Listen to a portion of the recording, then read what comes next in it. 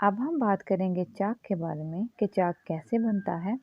चाक बज़ाहिर पिसा हुआ भुरभुरा पत्थर मालूम होता है, लेकिन आपको ये सुनकर ताज्जुब होगा कि चाक असल में एक जानदार होता है और चाक की तैयारी में इस्तेमाल किया जाने वाला मादा हज़ारों साल के अमल से गुजरने के बाद तैयार होता है।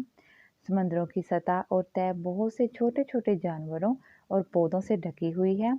उनमें से एक किस्म के यकहलवी जानवरों का नाम फोरामिनाइफर है। इनकी 50,000 से ज़्यादा अनवाह की दर्जाबंदी की गई है। ये जिसामत में अमूमन 1 मिलीमीटर से कम होती है, ताहम कुछ अनवाह कदरे बड़ी होती है और सबसे बड़ी नौ 20 सेंटीमीटर तक है। इन जानवरों के जिस्म पर चूने यानी कैल्शियम कार्बोनेट से बने हुए छोटे छोटे होल होते हैं। जब ये जानवर मरते हैं तो इनके नन्हे नन्हे होल डूबकर समंदर के फर्श पर गिर जाते हैं। वक्त गुजरने के साथ साथ इन होलों से एक मोटी तह बन जाती है। ये अमल हज़ारों बल्कि लाखों सालों में मुकम्मल होता है। ये तह आहिस्ता आहिस्ता मंजमद होती जाती है और फिर चूने के नरम पत्थर की शक्ल अख्तियार कर लेती है, जिसे हम लोग चाक कहते हैं। अब सवाल ये पैदा होता है कि चाक समंदर से बाहर कैसे आती है। असल में चाक को समंदर से निकाला नहीं जाता, बल्कि ये खुद ही निकल आता है।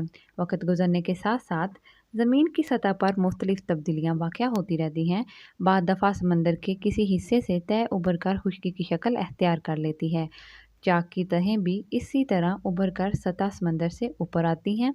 वक्त गुजरने के साथ साथ ये तहें हवा की कटाव की वजह से अमूदी चट्टानों की शक्ल अख्तियार कर लेती हैं। जब चाक को पीसकर सफ़ूफ बनाते हैं तो इसे धोकर छान लिया जाता है।